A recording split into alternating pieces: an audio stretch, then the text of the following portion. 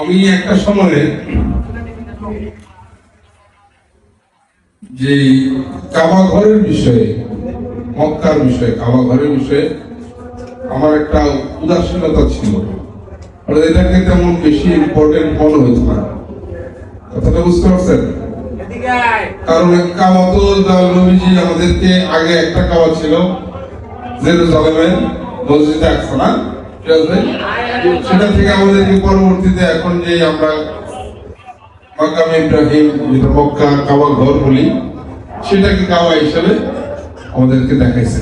এর আগে কিন্তু আরেকটা কাবা ছিল। কথা বুঝছেন? আমরা একটা মসজিদে গেছি, আপনারা জানেন হয়তো স্ট্রিটে আমরা একটা মসজিদে গেছি, সেটাকে বলে মসজিদে কিবলা তাই, মানে দুই কিবলার মসজিদ।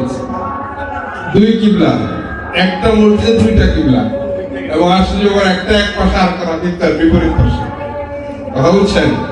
আগে এই পাশে ফিরে নামাজ হইতো, এদিকে ফিরে নামাজ হইতো, রাসূলের পাক পড়াইতো।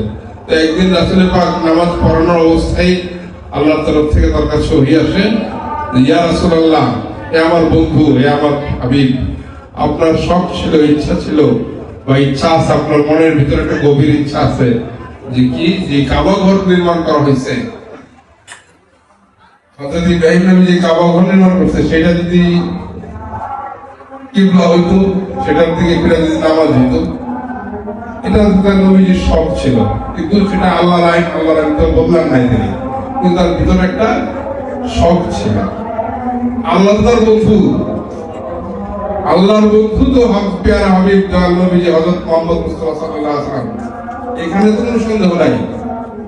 তো বন্ধুর সেই শখ বন্ধু টের পাইছে, তখন সেই নামাজে অবস্থায় বলা ওহী আসছে মাধ্যমে যে ইয়া মুহাম্মদ, আপনি যে শখ বা যে ইচ্ছা যে কাবা ঘরকে কিবলা হিসেবে দেখতে চান, আপনার সেই শখ পূর্ণ হয়েছে। এখন থেকে আপনি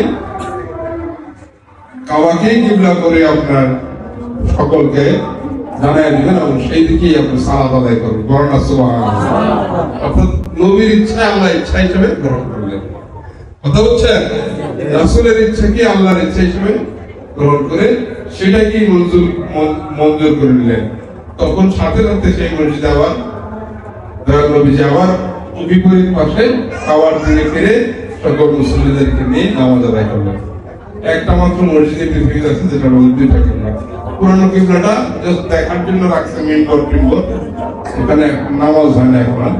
নতুন যেটা আবার দিকে ফেরানো কিবলা, সেখানেই নামাজ হয়। আমরা সেখানে নামাজ আদায় করছি।